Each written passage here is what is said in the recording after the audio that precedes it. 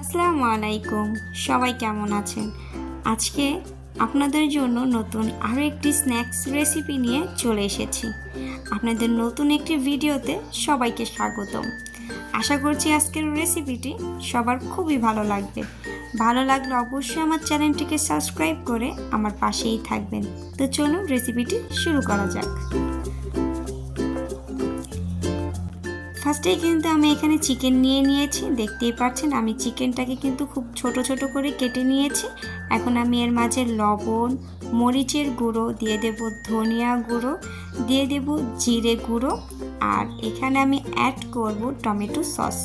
ঝালটা যার যার টেস্ট অনুযায়ী বাড়িয়ে অথবা কমিয়ে দিতে পারেন। এখন আমি সমস্ত ইনগ্রিডিয়েন্টসগুলো চিকেনের সাথে খুব ভালো করে আমি মাখিয়ে প্রায় আধা ঘন্টার জন্য রেস্টে রেখে দেব। এতে করে চিকেনের ভেতর পর্যন্ত মশলাটা ঢুকে যাবে। এখানে আমি একটা চিকেনের গায়ে লেয়ার তৈরি করার জন্য এখানে ময়দা নিয়ে নিয়েছি, কর্নফ্লাওয়ার নিয়ে নিয়েছি, পরিমাণ মতো লবণ, আর দিয়ে দিয়েছি লাল মরিচের গুঁড়ো। এখন আমি কিন্তু প্রায় আধা ঘন্টা পর চলে এসেছি। দেখতেই পাচ্ছেন আমি চিকেনটাকে ফার্স্টে ময়দায় কোটিং করে আমি পানিতে প্রায় 1 থেকে 2 সেকেন্ডের জন্য রেখে আমি আবারও কিন্তু ময়দায় কোটিং করে খুব ভালো করে ময়দাটা ঝরিয়ে নিলে দেখতে পারবেন খুব সুন্দর একটা চিকেনের গায়ে লেয়ার হবে। আর এতে করে কিন্তু চিকেনটার উপর প্রচুর পরিমাণে ক্রিসমি হবে। তো দেখতেই পাচ্ছেন আমার কিন্তু কমপ্লিট হয়ে গেছে সমস্ত চিকেনগুলো। এখন আমি এক এক করে ভেজে নিচ্ছি। তো আমি কিন্তু চুলার আঁচটা মিডিয়ামে রেখে ভেজে নেব।